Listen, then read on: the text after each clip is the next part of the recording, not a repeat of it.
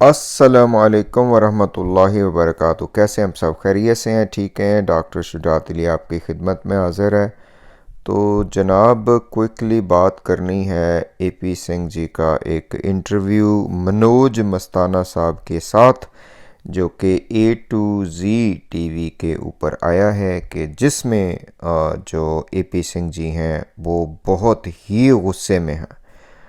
वो जनाब बड़े परेशान हो गए हैं। हमें तो ये लगता है कि ये जो रोशन अज़ीम साहब ने काम अभी शुरू किया हुआ है, और ऊपर से जो ग़ुलाम हैदर है वो धड़ाधड़ बयान दे रहा है, लाइव सेशन भी कर रहा है, तो इसने एपी सिंह का नाक में दम कर दिया है। और एपी सिंह को अब समझ नहीं आ रही कि हम क्या करें। आज के इंटरव्यू में उन्होंने कहा कि बच्चे कैसे लेके जाएंगे यहाँ से, बच्चे क्या सब्जी मंडी में बिकते हैं या दुकान पे पड़े हुए कुछ चीज़ें हैं कि जो आएंगे तो बच्चे ले जाएंगे। तो वैसे इस पे मज़ीद डिटेल में तो मैं बाद में बात करूँगा, लाइव सेशन भी करेंगे, लेकिन एपी सिंह जी से ये पूछना था कि क्या ये जो बच्चे आपने रखे हुए हैं, तो क्या उस वक्त आपको दुकान से मिले थे?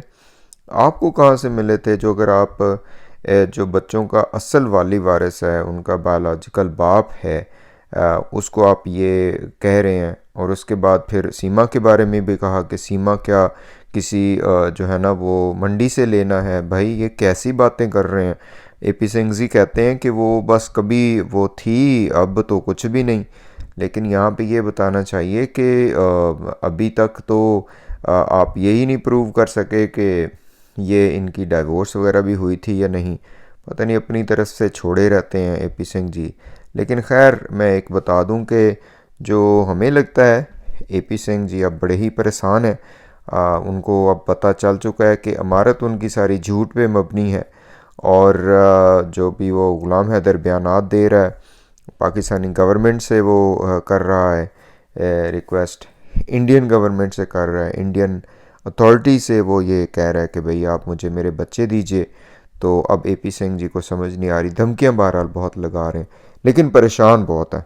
तो इसमें बेहतरी यही है कि जो रोशन अज़ीम साहब ने एपी सिंह जी को एक वो दी थी, एडवाइस दी थी, बरादराना एडवाइस, कि आप सीमा को तो चलो रखना है रखें, आप कोई वो नहीं है, ज़ाहिर है वो ख़ुद अडल्ट है, डिसाइड कर सकती है।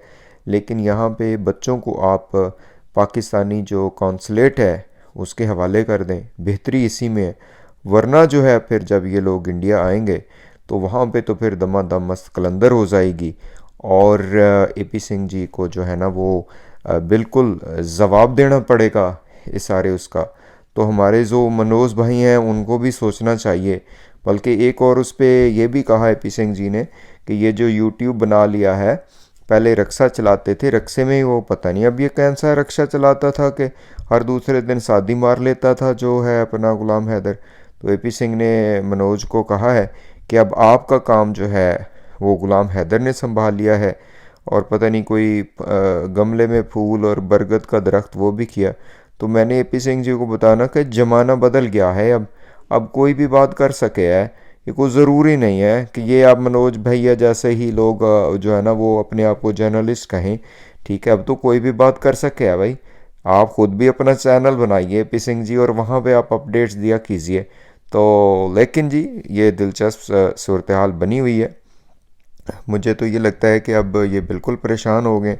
जैसा कि वो रोशन अज़ीम साहब कहते हैं कि इनकी रूह उड़ी हुई है और नाक में दम हो गया है कि अब हम करेंगे क्या, क्योंकि एपी सिंह की जो इमारत है वो झूठ पे मबनी है, उसकी कोई बेस ही नहीं है। वो रेत का जो यूँ समझे कि वो हैं ढेले, तो वो ज़ाहिर है रेत जब उसके ऊपर आप इमारत बनाएंगे तो वो बैठेगी। बहरहाल एपी सिंह जी को चाहिए कि लॉ के मुताबिक बात करें। ऐसे धमकियाँ शमकियाँ लगाने से, या जी रिक्शे में जाते हुए वो शादी कर ली फ़लाँ कर ली, उससे तो कोई फ़र्क नहीं पड़ता ना। इस तरह से तो काम नहीं बनेगा। जी एपी सिंह जी, आपका क्या ख्याल है बताइएगा। अस्सलाम वालेकुम रहमतुल्लाहि व बरकातुहू।